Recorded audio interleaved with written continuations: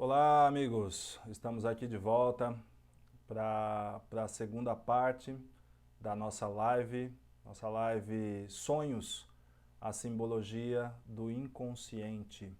E estou aqui aguardando que vocês entrem novamente. Temos aqui as pessoas novamente entrando, o Fábio, a Regina, o Samuel. Estamos aqui retomando a nossa live, né? E para a segunda parte, o Zé Francisco também entrando, a Claudete, que bom ver você aqui, Claudete, e todos, a Brenda, o Pedro retornando também, a Mônica. Sejam novamente muito bem-vindos. A Elga, né? A Isabela, o Rodrigo. Vamos lá, o pessoal repostando as perguntas. E eu estou aqui só aguardando o Wagner entrar. Espero que ele entre para que a gente possa iniciar aqui respondendo a pergunta dele. Mas então, enquanto o Wagner entra, eu quero retomar então a nossa live, iniciar essa segunda parte da nossa live, respondendo aqui já a pergunta do José Francisco. O que podemos fazer para favorecer lembrarmos dos nossos sonhos? Uma pergunta muito legal, José Francisco. Toda essa busca dessa nossa caminhada evolutiva de desenvolvimento pessoal e emocional é a busca da reconexão, né? Então, quanto mais nós nos reconectarmos com a nossa essência, com a natureza, com aquilo que é natural, nós seremos favorecidos na visitação que recebemos das imagens oníricas, na visitação que recebemos dos nossos sonhos e também na lembrança que nós podemos ter deles. Então, é um mistério porque não lembramos. Mas algumas coisas nós podemos fazer para facilitar essa lembrança, né? Então, por exemplo, a gente pode estabelecer uma dinâmica de acordar que seja mais harmoniosa, né? Uma dinâmica de acordar que seja mais calma. Então, às vezes, a pessoa, numa ânsia de dormir mais, ela deixa para acordar 15 minutos depois ou 30 do horário que seria o melhor, né? E aí, se ela perder o sono, se ela perder aquele horário, se ela não ouvir o despertador, a tendência dela é acordar numa velocidade tal que a desconecta do mundo onírico, do mundo das imagens, de uma maneira muito brusca, né? E aí as imagens ficam esquecidas, né? E não é incomum, já aconteceu comigo e com muitas outras pessoas que eu atendo, a pessoa durante a semana, num outro momento, lembrar-se, por exemplo, numa sexta-feira, lembrar de um sonho que ela teve na segunda, no momento onde o cérebro está numa onda elétrica uma vibracional mais lenta, mais baixa, mais alfa, né? Então, tudo que nós pudermos fazer para estabelecermos uma rotina não tão acelerada na nossa vida, favorece esse contato com o mundo interno, né? Então, ao dormir, nos desconectarmos mais cedo dos eletrônicos, por exemplo, né, dos computadores, dos celulares, e o mundo moderno cada vez mais ele racionaliza a existência, né? Então cada vez mais nós nos sentimos obrigados a estarmos conectados, né, até um minuto antes de dormir. Tem pessoas que sentam na cama e ficam passando ali a timeline de Facebook ou Instagram durante horas. Eu atendi uma pessoa que fazia isso durante 2 horas antes de dormir, né? Então isso acaba trazendo a pessoa para uma desconexão consigo mesma. E isso apresenta até um padrão emocional, né, viciante, né? E isso não é saudável para o mundo emocional, para o mundo psíquico. Então, tudo que nós pudermos estabelecer de rotina que nos reconectem com essa nossa natureza primitiva, melhor. Então, se você puder acordar 1 hora antes do seu horário, ou que seja 30 minutos antes do horário que você precisaria acordar para dar tempo de você fazer tudo o que você precisa de manhã, se você se propuser a acordar 15 minutos antes, você tem 15 minutos de transição do mundo dos sonhos, do mundo do dormir, para o mundo da vigília, para o mundo consciente, para o mundo da racionalidade. E nesses 15 minutos, você pode vir voltando gradativamente, você pode vir voltando a fazer uma reconexão consigo mesmo, você pode também fazer uma meditação, fazer uma yoga, fazer uma oração, que é uma coisa que a sociedade moderna perdeu através dessa conexão, a capacidade de se ligar ao alto, de se ligar a Deus, à natureza, através, por exemplo, da oração. Vamos lá. O Wagner entrou. Então tá joia, vamos lá para aquela pergunta que nós deixamos, né? O Wagner havia perguntado então, como assim que é a consciência quem sonha, né? Veja bem, Wagner, quando você, e todos, né? Quando você narra um sonho, quem narra esse sonho e quem percebeu esse sonho, ou seja, quem dá roupagem, quem dá enredo, quem dá cenário, quem dá o figurino, quem percebe, quem faz a relação das imagens é a consciência, né? A consciência, o sonho é uma função da consciência. O sonho, ele não é uma expressão da consciência, ele é uma função da consciência, né? E que função é essa? É a função do sonhar, é a função da reconexão com o mundo inconsciente, na busca da totalidade do ser. A totalidade do ser é quando nós conseguimos integralizar os conteúdos do inconsciente na consciência. Isso pode ser chamado também de expansão da consciência, quando há essa integralização dos conteúdos do inconsciente na consciência. A nossa consciência se expande, porque agora não existe só a unilateralização dos conceitos da consciência. Eu trago também para a consciência todo o conteúdo ou parte de um conteúdo de um mundo inconsciente. Então vamos lá, uma pessoa que tem um trauma na sua vida, né? Um trauma no complexo paterno, no complexo materno, e aí eu posso nem dizer uma pessoa, todas as pessoas, eu acredito que sem exceção, têm um trauma no complexo materno ou paterno, pelo menos todas que eu atendo no consultório. E eu também, e todos os meus amigos, então, essa é uma temática da construção emocional e do desenvolvimento e do despertar da alma, da consciência de toda a humanidade. Sistemicamente, a gente diz que pai e mãe são os maiores causadores de trauma em uma pessoa. E aí eu não me abstenho disso. Eu também sou pai, né? Eu sei que em algum nível eu causei traumas em meus filhos. Mas a vida é assim. Essa é a temática da existência, né?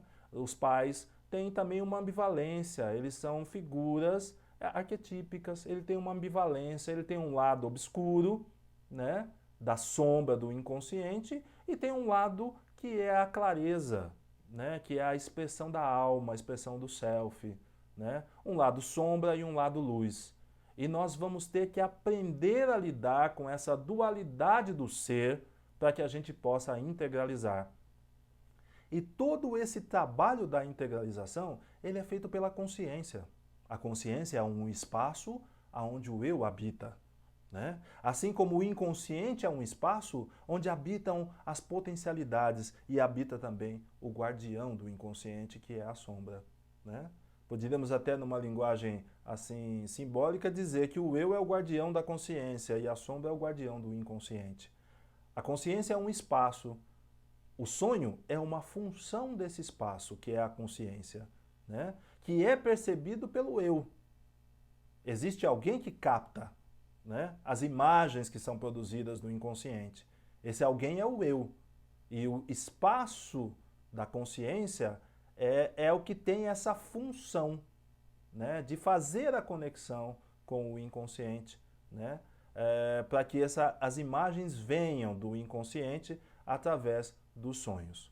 Então, os sonhos, Wagner, eles são produções, né, de imagens feitas a partir da base emocional do inconsciente, mas se manifestam para a consciência como uma função da consciência para que o indivíduo possa fazer o processo de integralização dos conteúdos que estão no inconsciente. E por isso, os sonhos são tão importantes no processo de autoconhecimento e eles não podem, de forma alguma, serem descartados, serem considerados inúteis ou sem sentido, né? Existem sonhos que causam uma grande mobilidade psíquica dentro da pessoa e, às vezes, muito mais do que analisar ou interpretar o sonho, muito mais importante do que isso é a gente conseguir integralizar a dinâmica emocional que o sonho traz. O sonho ele traz sempre uma dinâmica emocional. Às vezes eu não consigo entender as imagens dos sonhos, mas eu consigo perceber a dinâmica emocional que ele traz. Ou seja, como é que eu acordo de manhã, me lembrando daquele sonho, qual a dinâmica emocional que eu acordo? Eu acordo alegre? Eu acordo triste? Eu acordo angustiado, apreensivo? Eu acordo deprimido? Eu acordo feliz? Como eu acordo? Como eu acordo na lembrança do sonho, ou às vezes até na ausência da lembrança, diz da mobilização emocional que eu vivi naquela noite. A mobilização do inconsciente que aconteceu naquela noite. Às vezes as imagens estão na lembrança, estão na consciência, vieram, a consciência conseguiu absorver aquelas imagens. Às vezes não. Às vezes um sonho não tem o propósito de ser identificado de imediato. Às vezes nós vamos entender o significado de um sonho 6 meses depois, 1 mês depois, 1 semana depois, né? Eu mesmo, há alguns meses atrás, tive um sonho em que as imagens vieram, mas sem nenhuma possibilidade de interpretação, né? Porque essas imagens, elas mostravam 2 animais que não tinham referência nessa natureza visível que nós temos. Mas ela trazia os animais numa posição que evidenciava uma dinâmica emocional que aconteceu comigo naquela noite. E no dia seguinte, eu senti-me totalmente recolhido psiquicamente, emocionalmente. E foi um dia que eu passei em recolhimento, né? E é importante que a gente perceba essa dinâmica emocional que os sonhos nos trazem. Às vezes, as mensagens das imagens não são decifráveis, mas a movimentação psíquica que acontece, essa sim pode ser absorvida na integralidade, desde que nós respeitemos aquilo que nos vem, aquilo que nos visita, aquilo que nos acontece nesse tempo do sonho, nesse tempo da vivência do mundo onírico. A Isabela está me perguntando aqui, como podemos interpretar quando no sonho temos consciência de que é um sonho? É possível ter algum controle dos sonhos? Isabela, não é possível ter controle dos sonhos, né? Até hoje em dia existem estudos aí japoneses com máquinas que medem a vibração do cérebro e percebem quando a pessoa entra em estado REM e aí a pessoa é acordada para que exista um sonho vívido, um sonho ativo. Na verdade, isso é mais, na minha percepção, é mais um desrespeito à natureza primitiva do ser, né? Porque aquele momento é para ser vivido, não é para ser despertado. Por que essa ânsia de querer se ter consciência de que se está sonhando, de querer se controlar o sonho? Será que é disso que nós precisamos? Ter controle até dos sonhos? Porque para a saúde da natureza psíquica, as imagens são muito importantes. Ou seja, esse mundo, essa vivência durante o período do sonho, essa vivência do mundo inconsciente, de um mundo onde não há controle, ela é muito importante. Porque, como eu disse, a relação espaço-tempo dentro do mundo dos sonhos, ela é completamente diferente da relação espaço-tempo da racionalidade, né? O ego está preso na cronologia do tempo, né? Eu estou preso no presente, na cronologia do tempo. Eu tenho notícias do passado e projeções do futuro, mas eu estou preso na cronologia. Nos sonhos, o mundo emocional, ele tem outra referência de espaço-tempo. Como eu disse, às vezes você se vê andando numa floresta e logo depois você se vê subindo os Alpes. Você está no passado longínquo do início da humanidade e ao mesmo tempo você é lançado para o futuro para vivenciar uma tecnologia que ainda não existe. Você se relaciona no sonho com pessoas que você nunca viu e elas fazem todo o sentido. Ou então, você está diante de pessoas que você conhece muito e elas não fazem sentido algum. A relação espaço-tempo dentro do sonho é uma relação que fala de um mundo inconsciente. E o ser humano não precisa polarizar na consciência, ele não precisa unilateralizar, ele não precisa só querer ter controle. Ele precisa também vivenciar um espaço onde o controle da racionalidade não exista. Porque nas sociedades primitivas havia um hábito de se compartilhar sonhos, né? Ou seja, de se falar da natureza do inconsciente. E estudiosos verificaram que nas sociedades onde havia essa dinâmica de se compartilhar sonhos, a incidência de guerras e de conflitos era muito menor, porque as pessoas estavam mais em contato consigo mesmas. Então fica aqui uma possibilidade de reflexão. Que tal na sua casa, no seu relacionamento, no seu casamento, com a sua família, a gente começar, todos nós, começarmos a falar mais dos sonhos. Talvez isso possa trazer uma reconexão. E voltando na pergunta do José Francisco, o que é que nós podemos fazer? Nós podemos, para lembrar dos sonhos, nós podemos abrir um espaço. Um espaço. Você deixar ao lado da sua cama um caderno e uma caneta, para que você possa conversar com você mesmo antes de dormir e deixar aquele espaço reservado. É como se você estivesse abrindo um espaço dentro de você para que o mundo onírico se manifeste. Então, vamos lá. Eu quero ainda dar alguns exemplos de sonhos para vocês, de exemplos de sonhos compensatórios, né? E aí eu estou trazendo aqui alguns sonhos que são frutos de vivências, que a gente analisa na psicologia junguiana, que a base são todos os estudos que Jung fez, né? Então tem uma paciente do Jung que teve um sonho, ela era uma mulher extremamente preconceituosa e inflexível, né? E que para ela só as suas próprias opiniões valiam, e isso a gente parece que é um sonho muito atual, né? Porque é o que nós vemos hoje, essa intransigência da consciência das pessoas, né? Se manifestando na consciência, no eu, no ego, né? E que na verdade fala de um enrijecimento da alma, né? Então ela é uma senhora que era muito preconceituosa e tudo que ela concebia o mundo a partir dos seus próprios valores e não estava aberta a nenhuma outra possibilidade de compreensão, de compartilhamento. Então era uma pessoa muito dura, uma pessoa que não considerava a opinião dos outros. E um dia ela veio para o consultório e contou para o Jung um sonho que ela teve.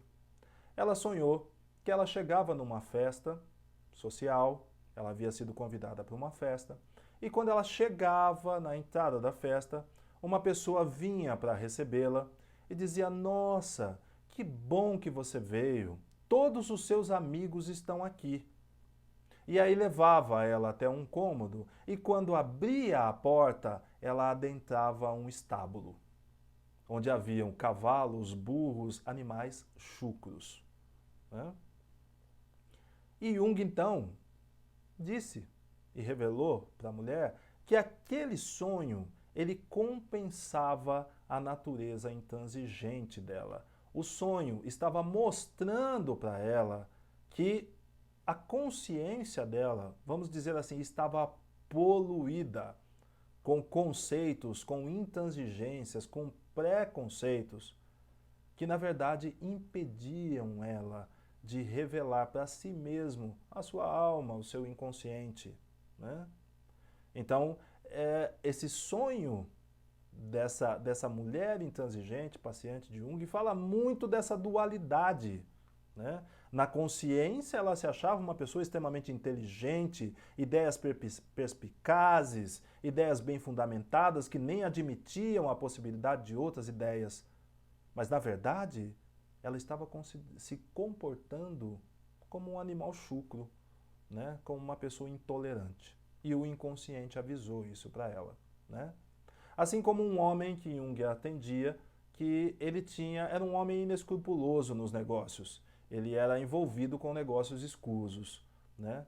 E num determinado momento da vida, ele desenvolveu uma paixão quase mórbida por alpinismo, esportes de muito risco, né?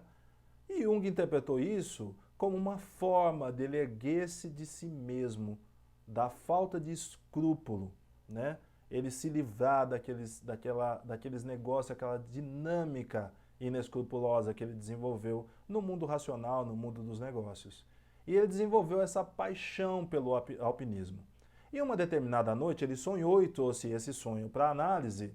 Sonhou que ele estava escalando uma montanha quando ele então se precipitou numa fenda e caiu.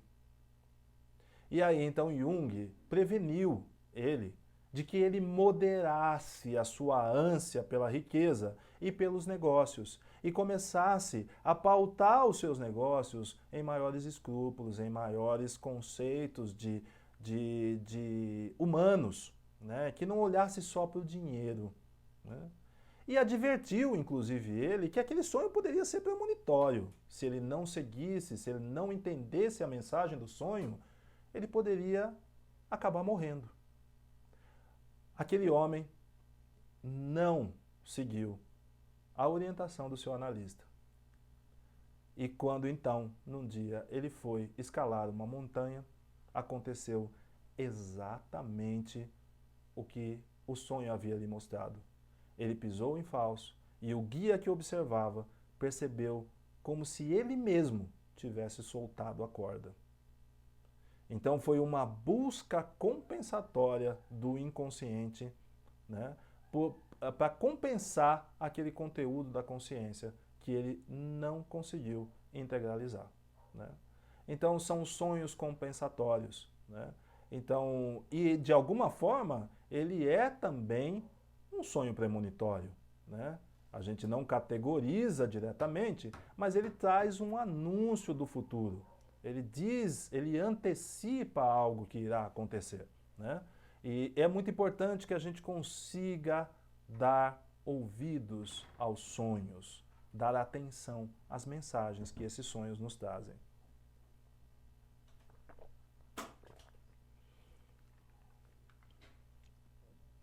Então, esse sonho, né, desse homem de negócios que desconsiderou a natureza e a mensagem do sonho, essa vivência dele, se apresentou como uma premonição. Mas, na verdade, a gente pode entender que aquele futuro não estava escrito, que ele caminhou para aquele futuro à medida em que ele ignorou as mensagens do inconsciente. Vamos imaginar que ele tivesse sido capaz de integralizar as mensagens do inconsciente através das imagens, que ele tivesse sim reduzido a sua ânsia pelo dinheiro, pela conquista, pelo poder.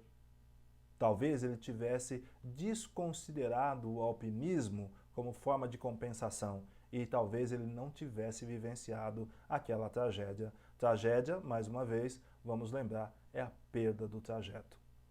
Então, aquela tragédia evidenciou a perda do trajeto de vida que ele poderia ter. Vamos lá, vamos retomar aqui a conexão com as perguntas. A Karina me perguntando, e quando sonhamos com uma pessoa em um lugar e a pessoa sonha com você também no mesmo lugar, na mesma noite, o que é isso? Que maravilhosa pergunta, Karina. Essa pergunta, ela traz uma essência um conteúdo essencial muito importante, né? Que nos fala, que elucida aquele conceito inicial que eu disse, que o sonho, ele é manifestado, ele é movimentado pelo self, né? Pelo self, a totalidade, o Deus que habita. E existe também aquilo que eu falei a respeito da sincronicidade, que é uma das formas, uma das bases da terapia junguiana, da psicologia junguiana, um dos conceitos, um dos alicerces do trabalho terapêutico, a sincronicidade, né? Que é a sintonia, né? Assim como a coincidência, né? É uma sintonia dos acontecimentos dentro do tempo, né? Então você sonha que está num determinado lugar. e aquela outra pessoa, a pessoa também sonha que está com você num determinado lugar. Houve um encontro sistêmico desse inconsciente. E aí nós somos levados a perceber que todos nós estamos conectados através do inconsciente coletivo familiar, através do inconsciente coletivo social de uma cidade, de um país ou da própria humanidade. E é muito interessante essa pergunta da Karina, porque ela traz essa possibilidade do contato através do inconsciente. E isso nos mostra quantas potencialidades existem dentro do inconsciente. É como se fosse uma potencialidade telepática onírica. Eu me comuniquei sem emissão de palavras, mas sim numa dinâmica de sonhos e de imagem com uma determinada pessoa, e em algum nível ela se comunicou comigo. Existe um entrelaçamento, existe uma dinâmica sistêmica que acontece, que nos conecta. Então, se nós formos lembrar, pensar aí no inconsciente coletivo da humanidade, quando houve a queda das Torres Gêmeas, muitas pessoas sonharam antecipadamente com aquela tragédia. Ela não havia acontecido, né? Mas a humanidade caminhava de uma forma com tanto extremismo, com tanto preconceito, com tanta dominação e com tanta opressão, que os conteúdos emocionais no inconsciente coletivo da humanidade eles estavam muito evidentes. Assim como na Segunda Grande Guerra Mundial, também se observou muita evidência, muita incidência de sonhos com conteúdos trágicos, né? E hoje, na nossa atualidade, onde nós passamos por um período, a sociedade está vivendo um período de pandemia, e a pandemia ela está conectando todo o inconsciente coletivo da humanidade, estão se apresentando modelos, padrões oníricos, pessoas que sonham com padrões que se repetem, né? Porque é uma tragédia, é algo que está conectando o inconsciente coletivo da humanidade. Lembram-se? Ou a gente aprende pela simbologia, pela reconexão, pelo autoconhecimento, ou os sonhos nos mostram, ou a sincronicidade nos mostra, ou então os sintomas e as doenças nos mostram. E o que nós estamos vivendo hoje é um sintoma e uma doença que fala de uma desestruturação, de uma desconexão humana. E através dessa vivência da patologia psíquica da humanidade, em alguma forma, em algum nível, pessoas estão despertando. Porque estão sendo levadas a fazer contato com o mundo interno. E observem como isso é doloroso para muitas pessoas. Como isso é trágico, né, para muitas famílias. Né, como isso mobiliza emocionalmente conjuntos de pessoas, sociedades, família. Né. Então é um momento onde o inconsciente está se reconectando através da dor. De uma dor que foi manifestada exponencialmente no inconsciente coletivo da humanidade. Então, o sonho, Karina, em resumo, é um grande enigma, é um grande mistério. Tem toda essa análise que nós fazemos aqui dentro da psicologia junguiana, mas o sonho, na minha percepção, ainda é bem mais do que isso. E nós ainda não conseguimos perceber, né? Vamos lá. A Suzana me perguntando, já sonhei estar falando em outro idioma, qual entendimento posso ter? Para poder falar um pouco desse entendimento, para a gente analisar esse sonho, Suzana, eu precisaria ter o contexto do sonhador, eu precisaria ter a dinâmica psíquica do sonhador, né? Mas é um sonho que pode falar de muitas coisas. Ele pode falar de muitas coisas. Ele pode falar de uma capacidade criativa que seu inconsciente está despertando, por exemplo, para você aprender um novo idioma. Ele pode estar falando de muitas outras coisas, né? Ele pode estar falando que você, na sua vida cotidiana, no seu entrelaçamento familiar, você não está sendo compreendida. Você está se comunicando de uma forma que não é compreensível para as pessoas. É como se você estivesse falando alemão e toda a sua rede de relacionamento falasse português. Você não está sendo entendida. O sonho pode estar compensando algo que está sendo vivenciado unilateralmente na consciência. O sonho pode estar indicando que você precisa falar de uma nova forma, falar com uma nova roupagem, com uma nova dinâmica, falar em outra língua, que se apresenta no sonho como uma outra língua literalmente. Mas talvez a pessoa esteja se comunicando com uma língua de racionalidade e tudo que ela mais precisa é falar com a linguagem do sentimento. E o sonho está expressando de forma enigmática essa mensagem. E podem ter muitas e muitas e muitas outras formas de se olhar esse sonho, Suzana, né? E é sempre importante a gente se lembrar que o sonho deve ser sempre analisado considerando-se a estrutura emocional, a dinâmica psíquica do sonhador. Vamos lá, vamos ver se a gente tem mais alguma pergunta. A Renata perguntando, por favor, pode falar dos exemplos de sonhos e suas categorias? Então, Renata, era justamente o que eu estava falando. Na psicologia junguiana, onde a base são os sonhos, o Jung foi um profundo estudioso dos sonhos e ele partiu dos seus próprios sonhos e muitos sonhos que ele analisou no consultório. Jung era um psiquiatra, né, um médico psiquiatra, psicólogo, psicanalista, né, e desenvolveu toda uma metodologia de autoconhecimento, toda uma dinâmica de autoconhecimento que é a psicologia junguiana. Uma das bases, como eu disse, eram as dinâmicas, as imagens oníricas, os sonhos. E ele não categorizava sonhos, né? Porque quando nós interpretamos um sonho, nós já reduzimos o potencial de energia emocional que ele tem. Se nós então categorizarmos, né, sonhos premonitórios, sonhos iniciáticos, sonhos isso ou sonho aquilo, então nós vamos reduzir ainda mais. Sonho é sonho. Não posso colocar um sonho numa categoria, porque eu reduzo a força psíquica dele. E mais ainda, não posso colocar numa categoria, porque eu tenho sempre que olhar o contexto e a dinâmica emocional do sonhador. Por isso, sonho não existe para ser interpretado, ele existe para ser analisado. É preciso que a gente tenha uma capacidade de expandir os significados daquele sonho.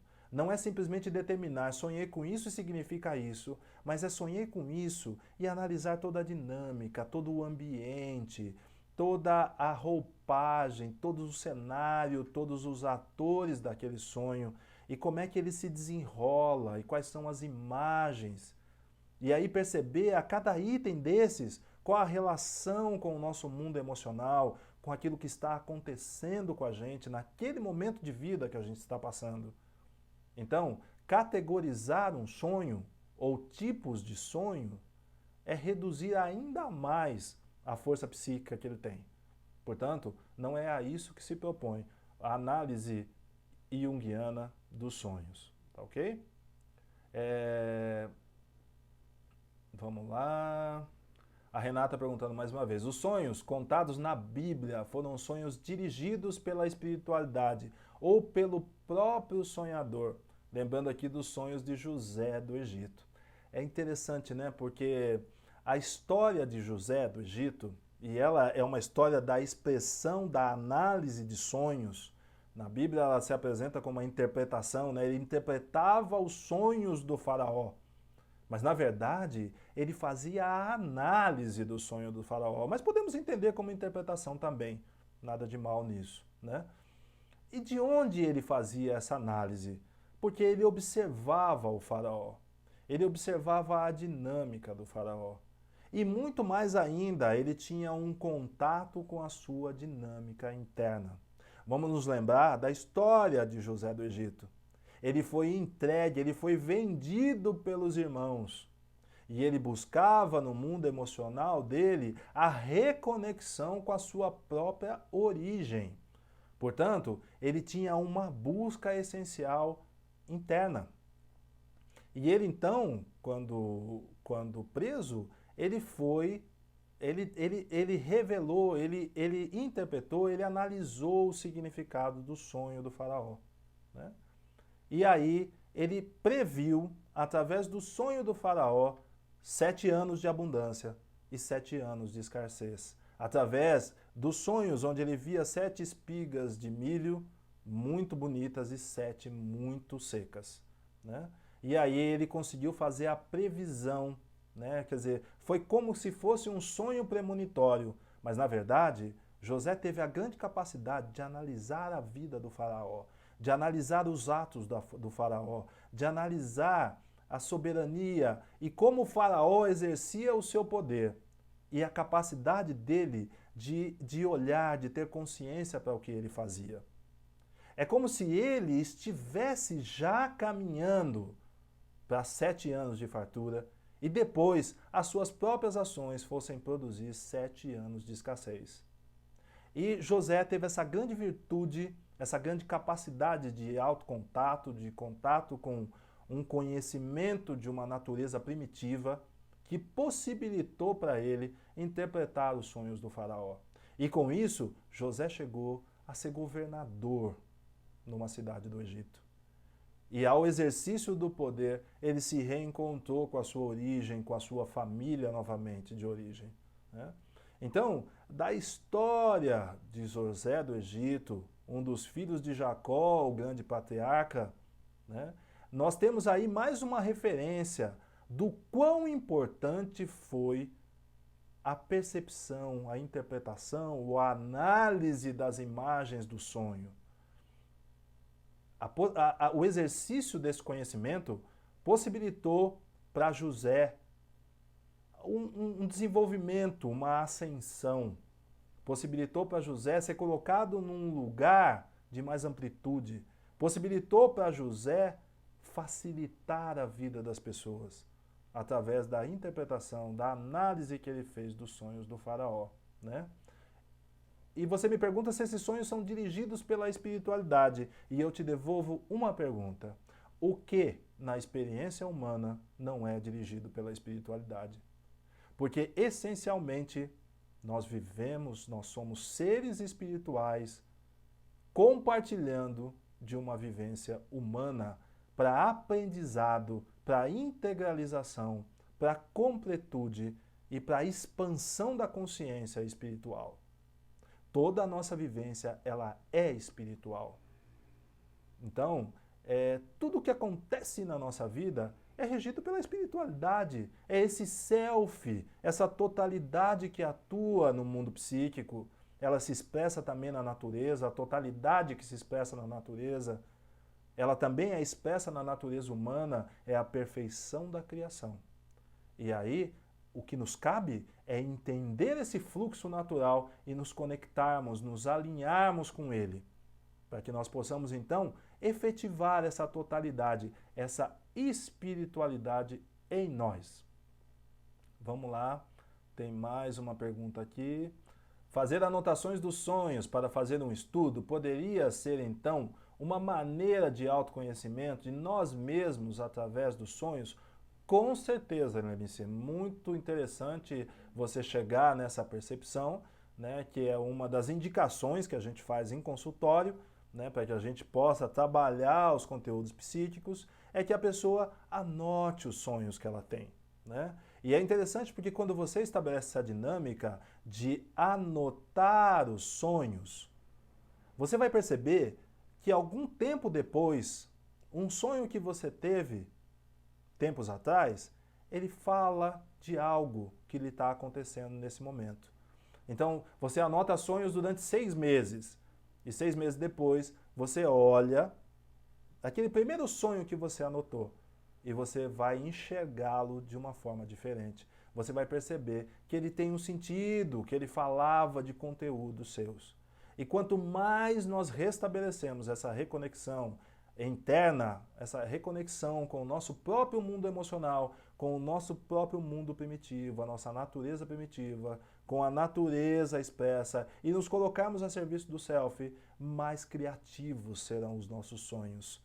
Ou seja, mais nós conseguiremos analisá-los, mais nós conseguiremos integralizá-los. Tá ok? Vamos lá. A Rita está perguntando, por que às vezes sonhamos e temos a sensação que estamos praticamente acordados, né? Porque existe uma dinâmica, Rita, além daquilo que eu já expliquei, né, de toda a órbita aí, da frequência da elétrica do cérebro, né, que muda as ondas através da noite e a gente fica aí através do sono e a gente fica por poucos períodos no sono REM, né? Existem sonhos que a gente poderia chamar de sonhos lúcidos. Haja visto que nós somos seres espirituais em vivências humanas. E aí eu já não estou trazendo nenhum conteúdo, digamos assim, de uma vivência psicológica, acadêmica. Eu estou trazendo aqui um conteúdo meu, portanto eu peço uma licença poética para Jung e para todos os grandes estudiosos desse tema sonho, para falar da minha experiência pessoal. Sim, o sonho pode ser um sonho lúcido, haja visto que ele é uma experiência espiritual. E há coisas no universo e na vida que estão muito além do nosso entendimento pessoal, que estão muito além do que a ciência já conseguiu explicar e que estão muito além do que a psicologia já conseguiu abranger. Existe aquilo que é a manifestação de Deus, existe aquilo que é a manifestação da espiritualidade. E nós, como espíritos em desenvolvimento, em evolução, nesse processo de autoconhecimento, e aí espírito você pode chamar de centelha divina, você pode chamar de sopro da vida, você pode chamar de alma, de acordo com a sua crença, esse espírito em evolução, ele faz contato com uma natureza espiritual também, que está presente sim no inconsciente coletivo da humanidade, mas está muito além disso também. Vamos lembrar que existem no universo muitos corpos celestes que têm funções psicológicas no ser humano. Se nós olharmos do ponto de vista da astrologia, cada planeta, cada astro tem uma influência. Portanto, ele irradia uma energia no universo que chega até o mundo psíquico, até o mundo emocional do ser humano. Mas, em síntese, ele é uma energia que existe no universo. E sim, o espírito pode fazer contato com essa energia durante o período do sonho. E aí, mais uma vez eu relembro, é uma licença poética que eu peço a todos aqueles que estudaram com tanta profundidade esse tema sonhos, para eu falar um pouco daquilo que eu também sinto a respeito desse assunto. O inconsciente é atributo do espírito, ou seja, possui conteúdos de toda a nossa existência? O José Francisco fez essa pergunta, muito interessante a pergunta, e José Francisco, como eu disse, nós somos espíritos numa vivência humana. Portanto, o inconsciente, ele é uma expressão da espiritualidade do ser. Toda a estrutura psíquica que nós apresentamos quando aqui nesse plano, ela existe para abarcar todas as capacidades do espírito. Então o espírito ele tem uma capacidade de sentimento, nós temos um coração, ele tem uma capacidade cognitiva de raciocínio, uma potencialidade, nós temos um cérebro, uma capacidade de racionalização. O espírito ele tem uma memória que ele traz com ele. E essa memória espiritual, ela também faz parte do inconsciente. Tudo aquilo que ele não lembra, que ele ficou velado. E o espírito também tem a consciência, tudo aquilo que é resultado do seu aprendizado, tudo aquilo que ele já conseguiu absorver, né? Tudo isso, pelo olhar da psicologia, nós podemos ver que são manifestações dessa essência, dessa energia pulsante da vida que habita no corpo de cada um de nós, que alguns chamam de espírito, outros chamam de alma, outros chamam de fôlego divino, outros chamam de sopro da vida. E tantos outros nomes, né, que podem ser citados para se falar a respeito do que é o espírito. A Sandra está me dizendo aqui que ela está com a internet intermitente. Vamos lá. Outra também. Aí tem a Nilda dizendo: Cruz, tive um sonho horrível. Nilda, eu digo para você que talvez esse sonho não tenha sido tão horrível assim. Talvez esse sonho esteja trazendo uma mensagem muito interessante para você. Olha, eu tenho uma paciente, uma pessoa que faz terapia comigo, e eu pedi autorização dela, obviamente não vou citar o nome, eu pedi autorização dela para falar desse sonho, né? Que a Nilda falou de um sonho horrível, né? Essa pessoa, essa minha analisanda, ela teve um sonho onde ela se via numa casa, né, à beira da praia, e que o mar estava invadindo a casa dela. E ela teve muito medo daquela invasão da água e ela trancou as portas e as janelas. E quando ela trancou as portas e as janelas, aquela água começou a entrar por baixo da fenda da porta e pela fresta da janela. E ela sentiu um grande desespero. Ao mesmo tempo em que ela sabia que a sua filha estava nadando em alto mar. Então, esse sonho trouxe para ela uma angústia essencial e emocional e mobilizou-a profundamente, né, no seu mundo emocional. Ao longo do trabalho terapêutico, nós fomos entrando em contato, ela foi entrando em contato com os conteúdos do inconsciente e percebendo as mensagens do inconsciente através até das sabotagens que a sombra proporciona como forma de conscientização, né? A sombra não entra na dinâmica de sabotagem para causar um prejuízo, embora muitas vezes aconteça um prejuízo. Mas, na verdade, a sombra busca que a pessoa veja, que a pessoa integralize. E como ela não integraliza pela própria vontade de olhar e incorporar aquele conteúdo na consciência, então a sombra usa uma outra dinâmica para que o ser possa olhar para aquilo, que é a sabotagem, né? Então, ela não estava conseguindo, na dinâmica daquele sonho, lidar com os conteúdos do inconsciente. Haja visto que o mar é um grande símbolo arquetípico do inconsciente. O mar, psicologicamente, ele simboliza o inconsciente. Então existem imagens simbólicas que são arquetípicas, como o mar, as florestas, as montanhas, né? E as pedras, né? São imagens simbólicas arquetípicas, né? E aí ela então sonhou com esse mar invadindo a casa e ela acordou muito angustiada e apreensiva. E esse sonho dentro da dinâmica terapêutica, dentro da dinâmica do mundo psíquico dela, falava desse medo dela de entrar em contato com o inconsciente, ao mesmo tempo que ela via sua filha mergulhando. E aí tem todo um contexto, né, que não cabe aqui, mas que logo depois, no trabalho terapêutico, ela teve um novo sonho. Depois de algumas sessões em que nós entramos em contato, em que ela entrou em contato e nós conseguimos conversar com alguns conteúdos traumáticos, alguns complexos, algumas memórias afetivas muito dolorosas, ela entrou em contato novamente com esse mundo das imagens, com esse mundo onírico. E aí então ela se viu no mar, nadando junto a golfinhos. E acordou extremamente satisfeita, extremamente alegre. E aquilo me sinalizou que estava havendo um processo saudável no mergulho que ela estava fazendo no inconsciente. Estava havendo um processo de integralização, ou seja, ela estava conseguindo lidar com os conteúdos do inconsciente de uma forma boa, de uma forma saudável, e a ponto do inconsciente gerar uma imagem extremamente criativa, extremamente lúdica, nadar com golfinhos. Os golfinhos no mar são os animais marítimos que têm a melhor comunicação. Ou seja, aquele sonho estava mostrando que ela estava conseguindo restabelecer uma comunicação com o inconsciente. E talvez pudesse até resultar numa comunicação no seu sistema familiar. Então, os sonhos são extremamente importantes dentro dessa dinâmica do trabalho terapêutico. Vamos lá, o Wagner trazendo uma pergunta. O que é o inconsciente coletivo?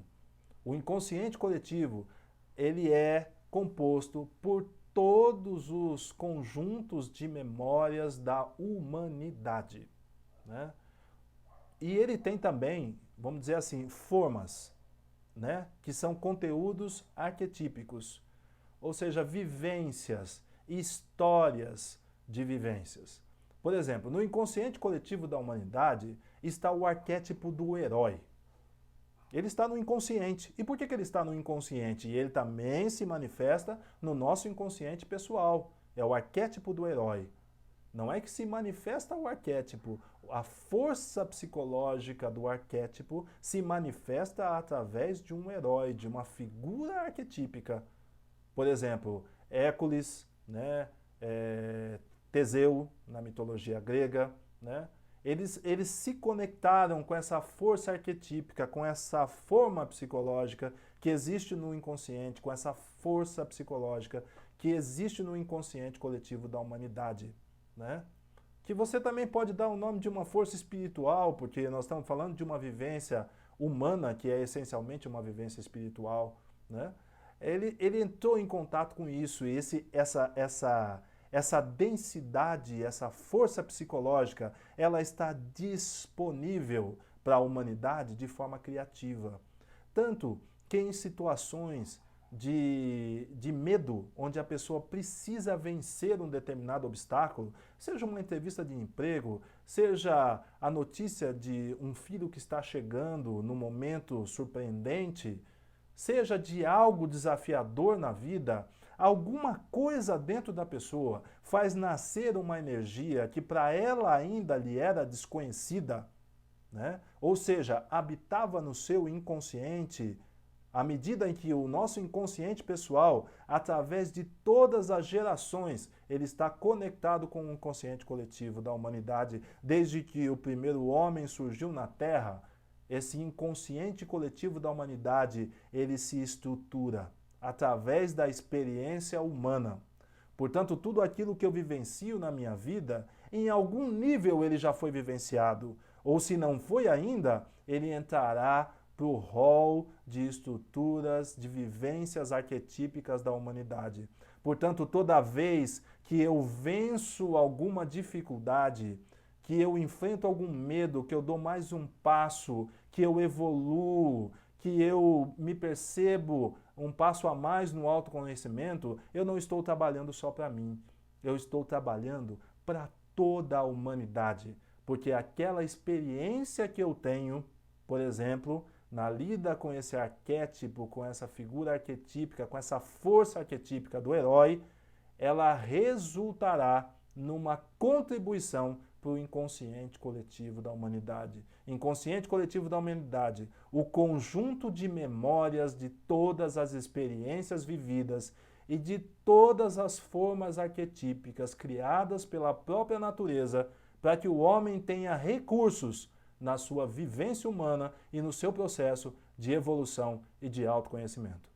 Então, isso é o que eu posso trazer hoje, Wagner, a respeito do que é o inconsciente coletivo. Onde ocorre o encontro dos inconscientes? Em qual dimensão há o encontro dos inconscientes? E eu diria para você, Suzana, acontece na dimensão da vida, na dimensão da vivência humana. É nessa dimensão em que acontece o encontro dos inconscientes. Por exemplo, todos nós somos filhos. Esse é o primeiro lugar que nós ocupamos quando nós viemos ao mundo, quando nós recebemos a vida, né? O primeiro encontro de inconscientes é o encontro dessa figura paterna com a figura materna, né? Quando nós encontramos com a nossa mãe, nos encontramos com o nosso pai, esse é um encontro de inconscientes. Haja visto que o nosso inconsciente teve como molde de base, teve como sustentação para ser gerado o inconsciente pessoal da nossa própria mãe, que por conseguinte teve como base de estruturação o inconsciente pessoal da nossa avó, que teve como base o inconsciente pessoal da nossa bisavó. E se nós formos voltando na árvore genealógica de toda a humanidade, nós chegaremos no primeiro homem e na primeira mulher.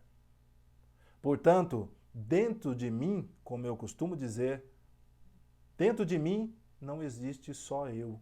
Existe um conjunto de memórias ancestrais que são vividas por mim também de forma inconsciente. E a minha vivência também contribuirá para a constituição, para o crescimento dessas memórias do inconsciente coletivo da humanidade, né?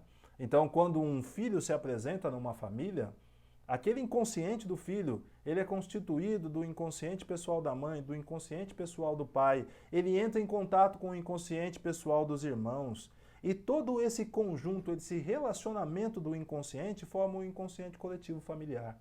Um conjunto de crenças e valores que direcionam a vida daquelas pessoas que fazem parte daquela família. Então, esse é o encontro do inconsciente. Portanto, nós podemos perceber que todo o caminho evolutivo, ele pode não estar lá no Tibete. Ele pode não estar numa gruta de meditação. Todo o caminho evolutivo está dentro da nossa própria casa, na relação em que nós estabelecemos com aqueles que nos são mais próximos, porque ali existe sim a vivência de muitas dinâmicas que são inconscientes. Vamos lá. Temos aqui a pergunta da Regina. Uma vez sonhei que derrubava um copo em minha cozinha e que não se quebrou. Mesmo dia a cena, aconteceu uma cena exatamente. Lembrei que sonhei. O que é isso? Aconteceu outros 2 casos assim comigo. É interessante, são as sincronicidades, né? Como eu disse, na vivência do inconsciente, ela é atemporal.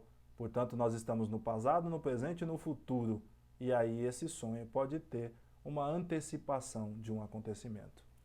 Amigos, eu gostaria de ficar durante muito mais tempo com vocês aqui, mas nós estamos chegando ao final da nossa live, faltando só alguns minutinhos para a nossa live acabar.